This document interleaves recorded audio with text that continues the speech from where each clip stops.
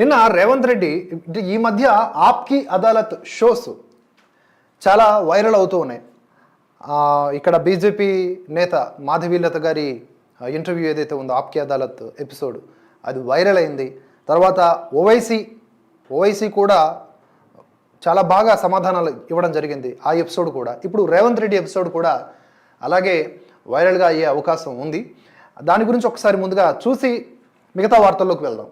తుపాకీ సిద్ధంగా ఉంది, ఒక్క తోటా చాలు, సింహమని చెప్తుర్రు కదా, బయటికి రానివ్వండి, పిల్లులు కుక్కలతో పోరాడేవాడిని కాదు, జైలుకు పంపిన దానికి ప్రతీకారం మొదలెట్టనే లేదు, కవిత అరెస్టుపై తెలంగాణలో చర్చ కూడా లేదు, కేటీఆర్ సంతోషం 2 నెలల్లో తేలిపోతుంది, 5 సీట్లలో గెలుపునకు బీఆర్ఎస్నకు బీజేపీ సుపారి, ఈ ఎన్నికల్లో బీజేపీకి కష్టంగా 240 సీట్లు, 400 రావాలంటే పాక్ ఎన్నికల్లోనూ గెలవాలి, నిధులు ఇచ్చి బడేభాయ్ అనిపించుకోమన్నా మోదీతో సమావేశం ప్రభుత్వాధినేతల భేటీ మాత్రమే, వ్యవస్థతో పోరాడను, సత్సంబంధాలే కోరత, మోదీ అదానీకి దేశాన్ని చౌకగా దోచిపెట్టారు, ఆ డబ్బుల్ని తెలంగాణలో పెట్టుబడి పెట్టించా, పెట్టుబడులకు భరోసా ఇస్తా, దోపిడీ చేయనివ్వా, అధికారం కోసమైతే బీజేపీలో చేరి మంత్రినయ్యేవాణ్ణి, సీఎంగా ఉండి బీజేపీలో చేరాల్సిన అవసరం ఏంటి, పోరాడి సీఎంనయ్యా ఎవరిదైతో కాదు, ఎన్నికల ముందు కేజ్రీవాల్ అరెస్ట్ అవసరమా, మోదీ నాయకత్వంలో బీజేపీ పట్టాలు తప్పింది, మందిర్ పనిచేయట్లేదని అవినీతి ఎత్తుకున్నారు, రాహుల్ ఖర్గే వేణుగోపాల్లలో ఒకరు ప్రధాని,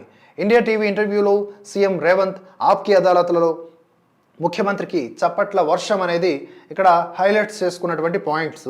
ఇందులో ఎన్నికల ముందు కేజ్రీవాల్ అరెస్టు అవసరమా అని అన్నారు కదా, మరి ఎన్నికల ముందు కవిత అరెస్టు అవసరమా అని కూడా అనాల్సింది. ఇది ఎలా ఉంటుందంటే కేజ్రీవాల్ అరెస్ట్ని ఖండిస్తారు, కవిత అరెస్ట్ని స్వాగతిస్తారు. తెలంగాణలో ఢిల్లీ లిక్కర్ స్కామ్ మీద ఎప్పుడు విచారణ చేస్తారు, బీజేపీ లోపాయికారి ఒప్పందం చేసుకుంది బీఆర్ఎస్తో అంటారు. మళ్ళీ సరే లేట్గానైనా సరే ఇప్పటికైనా దర్యాప్తు స్టార్ట్ చేశారు, నిందితుల్ని అదుపులోకి తీసుకున్నారు అని చెప్పి హర్షిస్తారు. మళ్ళీ ఢిల్లీ రామ్లీలా మైదానంలో ఇది అంతా కూడా నియంతృత్వం అంటారు. ఇంత హిపోక్రసీ ఈ కాంగ్రెస్ పార్టీకి ఉన్నటువంటి అధోగతి నాకు అర్థం కాదు, అయోమయం నాకు అర్థం కాదు. సరే రేవంత్ రెడ్డి కూడా ఆ తానులో మొక్కే కాబట్టి అలాగే స్పందిస్తారు, అంతకంటే ఎక్కువగా మనం ఆశించలేం. ఇక్కడ ఆయన మాట్లాడుతున్నారు ఎన్నికల ముందు కేజ్రీవాల్ అరెస్ట్ అవసరమా అని, మరి కవిత అరెస్ట్ అవసరమా అని కూడా మాట్లాడాలి. మరి ఎన్నికల ముందు ఫోన్ ట్యాపింగ్ కేసు అవసరమా, ఎన్నికల తర్వాత పెట్టించుకోవాలి. మరి ఎన్నికల ముందు కాళేశ్వరం, మేడిగడ్డ, ఎన్నికల ముందు గొర్రెల పంపిణీ స్కాము, ఎన్నికల ముందు ధరణి పోర్టల్ స్కాము, ఇన్నెందుకు? ఏది మరి ఇంతవరకు ఎవరిని అదుపులో తీసుకున్నారు? రెడ్లు వర్సెస్ రావులు అనే కథనాన్ని ప్రచురింప చేయడంలో ఉన్న ఆసక్తి, ఈ దర్యాప్తులో కీలకంగా ఎవరైతే నిందితులు ఉన్నారో రాజకీయ పార్టీ నేతలు వారిని ఎందుకు అదుపులోకి తీసుకోలేదు? మరో సూటి ప్రశ్న. ప్రజలు ఒక నిర్ణయం తీసుకున్నారు, ఏం నిర్ణయం? బీఆర్ఎస్ వైఖరితో విసిగిపోయి కాంగ్రెస్ని ఎన్నుకున్నారు. అదే బీఆర్ఎస్ నేతలు మీ పార్టీలోకి వస్తుంటే ఎందుకు స్వాగతిస్తున్నారు?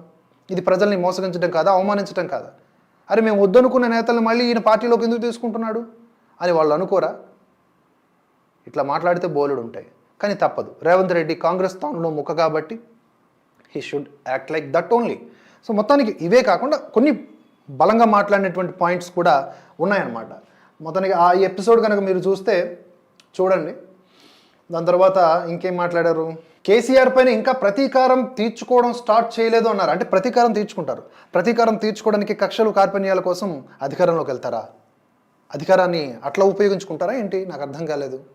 ఇప్పుడు వాళ్ళు ఏదో చేశారు, ప్రజలు తీర్పిచ్చారు, మీరు అదే చేస్తే ఇంక ప్రజలు స్వాగతిస్తారా? ఆలోచించాలి. ఇంకా నేను స్టార్ట్ చేయలేదు గేమ్ అంటున్నారు రేవంత్ రెడ్డి, దాన్ని ఇండైరెక్ట్గా బెదిరించడం అని అంటారు. ఓటుకు నోటు కేసులోనూ ఇతర కేసుల్లోనూ మిమ్మల్ని లోపలేసి ఉంటారు. ఇప్పుడు మళ్ళీ దాని మీద ప్రతీకారం అనే మాటలు మరి మాట్లాడినట్లుగా ఈ వార్త ద్వారా అర్థమవుతుంది. అది ఎక్స్పెక్ట్ చేయలేదు, బట్ ఓకే.